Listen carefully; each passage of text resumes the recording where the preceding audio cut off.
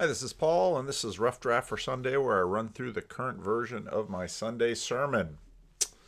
My online life has led me to strange places. When I was a kid in high school, every now and then I'd watch wrestling on TV in the New York area, and it wasn't what the WWE would become, but in my online world, wrestling has become rather a useful thing to pay attention to because of how people relate to it. Now, I know that there are not a lot of WWE fans at Living Stones. It is not the demographic. But a few years ago, I got to know Guy Landau a little bit, and he told me that he started professional wrestling in junior high. Now, it's smaller league professional wrestling, but it's sort of it's athletic theater is kind of what he called it. And recently, Michael Sartori has been having a good conversation with respect to kayfabe and wrestling. And for those who don't understand, professional wrestling is sort of a morality tale told in a screen, and the wrestlers are characters, and they're usually, as with most morality tales, they're stories about good guys and bad guys and good and evil, and so the audience participates in this drama of good against evil. Now, in these stories, the characters, the wrestlers, are sometimes the good guys and sometimes the bad guys, and there are other roles that wrestlers fill, but the good guys are called the face, and the bad guys are called the heel. Now, wrestling is sort of a very long, ongoing soap opera and drama that sort of plays itself out in a multi million dollar industry. It's actually an enormous industry in the United States. And I just grabbed this thumbnail from a YouTube video where it talked about some of the biggest flips from face to heel. Now, I think probably in my church, perhaps only John Cena would be recognized. Dwayne "The Rock" Johnson would be recognized too, but he's not on that thumbnail. But often people are the face and then they're the good guy, but then at some point, sometimes an inversion happens and they become the heel. And then there's all this drama. And of course, sort of what holds the drama is the question of who has the belt of the champion of the world, and all of these things that people go into in terms of the face and the heel, and it just goes back and forth and back and forth, and people sometimes cheer on the face, hoping that the face will beat the heel and the face will run to the top. But sometimes, if they're having trouble with the way things are going, they'll cheer the heel, because the heel, sort of in a Ragnarok way, takes the world apart so that something new can be born. Now, Donald J. Trump is the only president of the United States that is actually in the Wrestling Hall of Fame.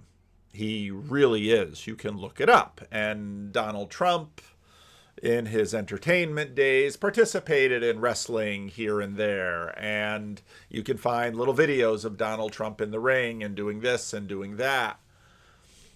And what was interesting about this conversation that I had on this live stream that I had this week, talking to a number of people who are sort of part of this online community that's often called The Corner, is they were talking about, is Donald Trump the heel, and who then will be the face? And they looked at this in terms of Democrats and Republicans and politics, and it's actually not a crazy way to sort of understand the psychology, the mass group psychology behind how people feel about those people that are sort of on stage, playing parts on the stage that are helping people make sense of their times, to try to figure out, well, how does the world work?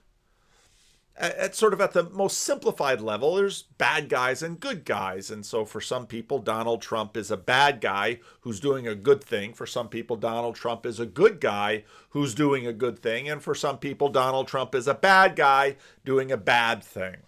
And Donald Trump has managed to make himself one of the most famous living people in the world today, and certainly one of the most discussed and polarized people in the world today. So he's really leveled up just then from his wrestling days.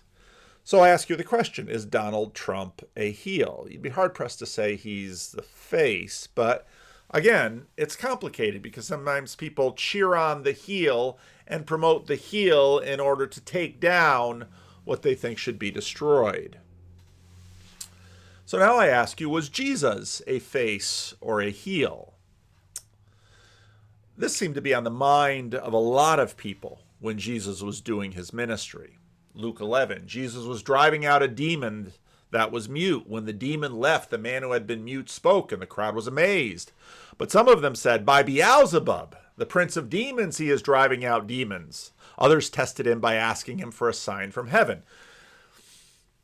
If you read the Gospels, one of the things that you're going to see again and again and again is people, often people in authority, but not always, often common people, and they're coming up to Jesus and they're asking him questions and they're trying to figure out who this man is. Is he a good guy or a bad guy? Is he going to do good things or bad things? And for a very small window, the 3 years of Jesus' ministry, everything was abuzz in terms of who is this man and where is he going and what is he doing and is it going to be bad things or good things for us? Now, the religious authorities are using their rubrics to try to figure out who Jesus is, and they have a number of rubrics. Not unlike politics today, some people are sort of looking at the things he's doing and trying to anticipate, what's this going to mean on the big stage of the time, which was sort of children of Israel versus Roman occupation and its collaborators. So is Jesus making things better? Is Jesus making things worse? What's the potential for Jesus? Others would say, well, we have a rubric, and that rubric is the covenant. And maybe we should look at what Jesus is doing and compare it to the covenant that we have from Moses, and that is how we will figure out if Jesus is a face or a heel. Now, the covenant seems fairly clear. Moses in the book of Deuteronomy finished teaching them everything and said, "Take heart all the words I have solemnly declared to you this day, so that you may command your children to carefully obey all the words of this law. They're not just idle words for you, they are your life. By them you will live long in the land you are crossing the Jordan to possess." The book of Deuteronomy is very clear. Here are the rules. If you keep the rules, God will bless you. If you violate the rules, God will curse you. But if you'd ask anybody at the time in Galilee or Judea or those strewn about the Roman Empire, they'd say, or they might be tempted to say, Jesus is sort of under a curse. Not Jesus, I'm sorry. The people of God, Israel, is under a curse because they are under the Romans. And so they're trying to evaluate Jesus according to this, and they're very much trying to evaluate Jesus according to the rules. And so you'll find in the Gospels a lot of debating about rules. Should Jesus heal on the Sabbath? Should Jesus' disciples glean a little bit of snack on the Sabbath? Who is Jesus spending his time with? Do they keep the dietary laws? Do they keep the cleanliness laws? Because in a sense, sort of like people often do, well, if he keeps these little rules over here, then he can be trusted with the big rules. Jesus says that himself. And in fact, when it comes to someone like Donald Trump, for many Christians have sort of been conflicted over Donald Trump because he's in his third marriage, he cheated on his wives, he had a lot of shady business deals. And so can a man like that be trusted to save the country or to rule the country? And some people say no, because look at how he's violated the law. And others say yes, because we need sort of a junkyard dog in office to take away all the bad stuff, and maybe later a good man with good character and good morals who will come into the White House. And we have no reason to believe J.D. Vance has ever cheated on his wife. Maybe he'll be the guy, or maybe a Democrat will rise up, and who knows? But maybe Donald Trump is the heel we need now in order to accomplish XYZ. People really didn't see Jesus in that way, but they're really trying to figure him out according to the times and say, is he a face or a heel? How does he play in our soap opera wrestling match? Now, tax collectors and sinners were all gathering around to hear Jesus. But the Pharisees and the teachers of the law muttered, "This man welcomes sinners and eats with them." Now, receiving is a little bit better, the word that is used, and Jesus receiving sinners, well, this is a mark against him. And it's not an entirely bad metric. Parents for a long time have paid attention to who their children are friends with. If your children's friends are all doing drugs and sleeping around, parents worry about their children because birds of a feather flock together. And so heel by association is not itself a bad metric.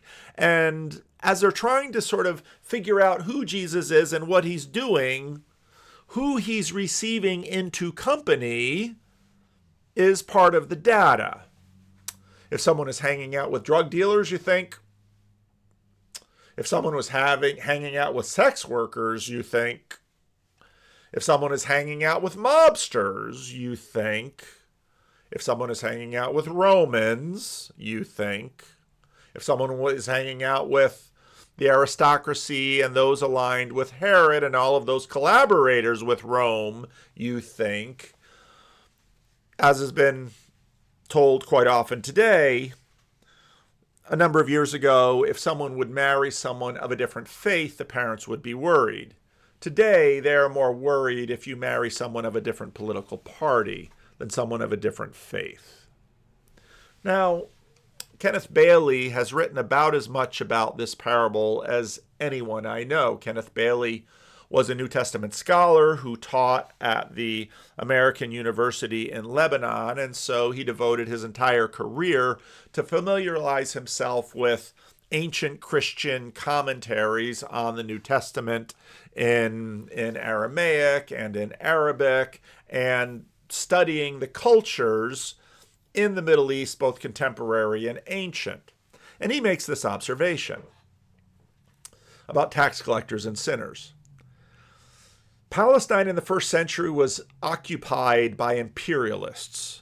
It is difficult for anyone who has never lived in an occupied country to fully appreciate the hatred generated towards the collaborator.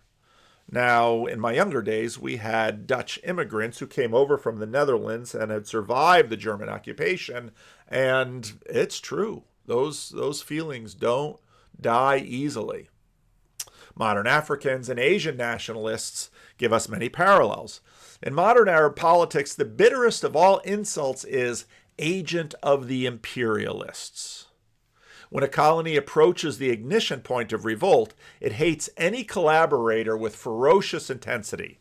Suddenly, the collaborators' compromises with national honor become unendurable. After the Second World War, you can find all sorts of video and still photography of women who were brutalized, usually their heads shaved, often stripped of their clothing, people writing on them because they had German soldier boyfriends or were prostitutes to the Germans. They were hated that much. And after the liberation, the Dutch and the French went after these people. In Jesus' day, nationalist forces in Judea and Galilee were gathering strength. The smoldering of revolt would burst into flames within years. Any cooperation with Rome and its tax collectors was surely looked at as a betrayal of race and religion. Tax collectors are collaborators.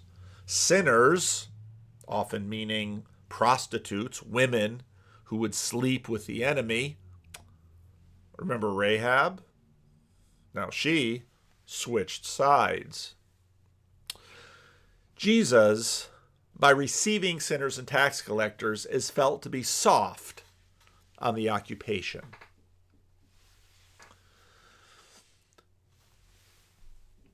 Again, the Pharisees and the teachers of the law muttered, "This man welcomes sinners and eats with them."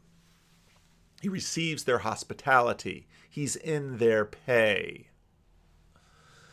Jesus told them this parable. Suppose one of you has 100 sheep and loses one of them. Doesn't he leave the 99 in the open country and go after the sheep until he finds it? And when he finds it, he joyfully puts it on his shoulders and goes home. Then he calls his friends and neighbors together and says, "Rejoice with me, I have found my lost sheep." I tell you that in the same way there is more rejoicing in heaven over one sinner who repents than over 99 righteous people who do not need to repent. Now, I'm not sure about the historicity of this little parable about shepherding. I'm sure every shepherd who loses a sheep is very excited to find it, but I don't know about leaving 99 in the open field. But the story is something of an exaggeration, and Jesus is making a point, and the point is abundantly clear, that our Father in heaven is super excited when a sinner comes and repents of their ways and comes to God. Now, you'll see very quickly, Jesus isn't saying that tax collectors and sinners don't have a moral problem. He's not saying that at all. What's surprising about this is that I don't know if anybody in Jesus' age would think of the master of the universe and dare to articulate terms like these. Even most earthly people imagine, well, if you want to make an omelet, you've got to break some eggs, which is attributed to Joseph Stalin. It's usually somebody else's children that have to get broken so that dictators can maintain their power. Now, as the story maker Jesus says that God really loves a turnaround story. Does Jesus turn around sinners and tax collectors? Well, most people say turn or burn immediately, but you'll see Jesus and Zacchaeus, Jesus and woman caught in adultery, Jesus and the woman.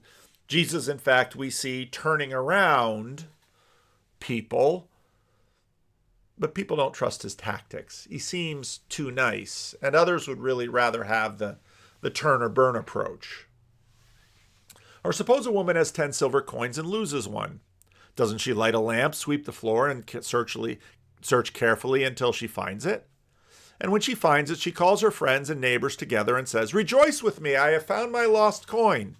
In the same way I tell you, there is rejoicing in the presence of the angels of God over one sinner who repents. Jesus is very strong on this point, that God loves it when someone switches sides over to him. He's not saying there aren't sides.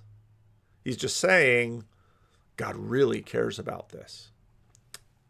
Jesus continued, there was a man who had 2 sons. The younger one said to his father, "Father, give me my share of the estate." So he divided his property between them. Now again, if you want to read Kenneth Bailey on this, he has one book that's sort of a straight through on the story of the prodigal son, the cross and the prodigal. And he's got many, many books that actually touch on this story. He studied it exhaustively. And he says a relationship is broken here, not a law. Deuteronomy 21:17 states that the younger son's portion is 1/3. The law does not specify that the son must wait for his father's death. The son has not broken the law, rather he's broken his father's heart. The word inheritance, which we talked about last week, because what must I do to inherit eternal life? 2 different people say that to Jesus. But the word inheritance isn't used here, which is unusual, very much on purpose. The word inheritance is seemingly carefully avoided. Inheritance is used 14 times in the New Testament, 4 times by Luke. But here we have a rare word, ousia, that is used in this story and nowhere else in all of the New Testament. Again, traditional Middle Eastern culture gives us the reason. To accept one's inheritance involves acceptance of leadership responsibilities in the family clan. The recipient is duty-bound to administer property and help solve family quarrels. So in other words, if the son was looking for his inheritance, that would mean he was loyal to the family. He doesn't want his dad. He doesn't care for the family. He doesn't care for his lineage. He just wants the money. They could all be dead for all he cares. He hasn't broken the law. He's broken his Father's heart. And this is what Jesus is saying about tax collectors and sinners. Kenneth Bailey continues, he cuts himself off from his roots, the younger son, as he seizes his share of the wealth and in the process breaks fellowship with his father. Thereby he cuts himself off from his real inheritance. The very inheritance he refuses to ask for, he has now forfeited. A man's security in the village is his family. This is as precious to him as life itself. His family is his social security, his insurance, his old age pension, his assurance of marriage, his physical and emotional well-being. In short, it is everything. And the young man just casts it away. Everyone in the village knows this. There's no privacy in a village like this. Who's standing there? The older son, too. The older son refuses to be a mediator. In a village quarrel, the two parties never make up directly. To do so, someone would have to lose face, which is unthinkable. The process of reconciliation takes place through a third party called the mediator. This go-between fluctuates between one party and the other until he works out a solution that both sides can accept. There can be no winners or losers. The mediator then arranges a public meeting in which the two antagonists shake hands, embrace, and kiss each other in tokens of reconciliation. You can see this in international policy yet today in many circumstances, obviously not all. The mediator is always selected on the basis of the strength of his relationships with the quarreling parties. In this case, the older son would be the unspoken choice as a go-between. In the village, when I come to this point in a sermon on the text, I always ask, who must be reconciled? This is Kenneth Bailey. The villagers always answer from their pews, his brother, of course. Everybody knows this. Who's the reconciler? The brother. It's the brother's job to patch up the relationship between the father and the brother. He's the main choice here. Furthermore, he must start immediately. It is up to him to step in at once and try to reconcile his brother to his father. The family and the community depend on it. He's the wealthiest man in the community. Their entire economy is dependent on him. But the older brother is silent. He refuses to fulfill the sacred responsibility that village custom places on his shoulders. Clearly, for some reason, he does not want a reconciliation to take place. If he hated his brother, he would still fulfill this task for the sake of his father. In other words, yes, the younger brother is breaking the heart of his father. But what is the relationship between the older brother and the father?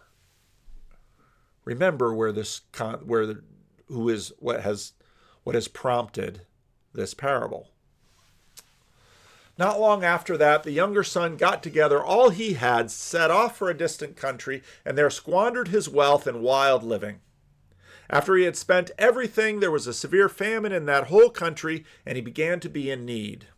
So he went and hired himself out to a citizen of that country, who sent him into the fields to feed pigs. The citizen is obviously a Gentile. He longed to fill his stomach with the pods that the pigs were eating. He's lower than a pig. But no one gave him anything. When he came to his senses, he said, "How many of my father's hired servants have food to spare? And here I am starving to death. I will set out and go back to my father and say to him, 'Father, I have sinned against heaven and against you. I am no longer worthy to be called your son. Make me like one of your hired servants.'" Now this little speech, "I have sinned against heaven and against you," as all of Jesus' prestigious Bible-knowing listeners would recognize, is a speech found in the Torah on the lips of Pharaoh. Kenneth Bailey again. The younger son finally came to himself and decided to return home. For centuries, this phrase has been interpreted to mean he repented. But did he? In this soliloquy in the far country, he expressed no remorse, only a desire to eat. He did not say, I shamed my family, or I caused my father deep pain and anguish. He doesn't even voice regret that he lost the money. While talking to himself, he thinks, in effect, others eat while I'm hungry. I must do something. Some Arabic versions have translated it as, he got smart. For 1,800 years, Arabic and Syriac versions have never used language in this text that implied repentance. That's not nothing. Sadly, the prodigal does not yet understand the nature of his sin. He thinks the issue is the lost money. It isn't. It's the father's broken heart. The problem is not the broken law, but the broken relationship. If he is a servant, he can get a job, earn the money, and pay his debts. But if he is a son of the house, such a solution will not satisfy the father. As yet he understands none of this, hence the nature of his proposed confession. So he got up and went to his father. While he was still a long way off, his father saw him and was filled with compassion for him. He ran to his son and threw his arms around him and kissed him. The father doesn't seem to be worried about losing face. All the father cares about is the son. And from everything we've seen, this son doesn't really care for him at all. There's no grieving the relationship with the father. He's hungry and has a manipulative plan to put food in his stomach. The father doesn't even care about that. All the father wants is his son. Remember the context of this parable. The son said to him, Father, I have sinned against heaven and against you. I am no longer worthy to be called your son. That's true. But he's still not repenting. But the father said to his servants, Quick! Bring the best robe and put it on him. Put a ring on his finger and sandals on his feet. Now, as what would play out, the village would have stopped the son from coming back because he has violated not only the trust of the father, but the trust of the village, and he is their enemy. And Kenneth Bailey can talk about the ceremony that would take place to demonstrate to the son, go back and starve. The father's not going to let this happen. The father's lost face in front of the village, but the father doesn't care. And the father's basically daring the village elders to say, are you going to defy me? And again, the village elders would probably think, this isn't right. This isn't good. The father doesn't care. He's going to do it. Bring the fattened calf and kill it. Let's have a feast and celebrate. For a son of mine was dead and is alive again. He was lost and is found. So they began to celebrate. And you can imagine all the awkward celebration in the town. Now, when they kill the fatted calf, everybody's really happy to have a feast of as much meat as you can eat.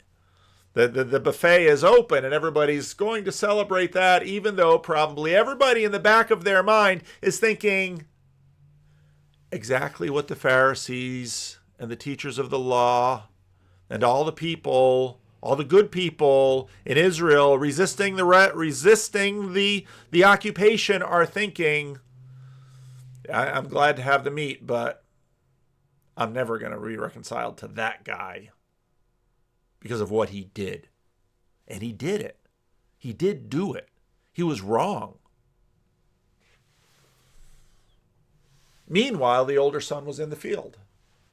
When he came near the house, he heard music and dancing. So he called one of the servants and asked him, what's going on? Your brother has come, he replied, and your father has killed the fattened calf because he has him back safe and sound. The older brother became angry and refused to go in. Now, who's not worried about breaking his father's heart? The servants got busy fattening the calf, slaughtering the calf. Everyone in the town is going on with the kayfabe of celebrating the son, even though probably everybody in the town is thinking, I hate this guy. I hate this guy. This isn't right. Shouldn't be celebrating. He should be cast out. Again, isn't that exactly what Jesus critics are thinking about what Jesus is doing with the tax collectors and the sinners?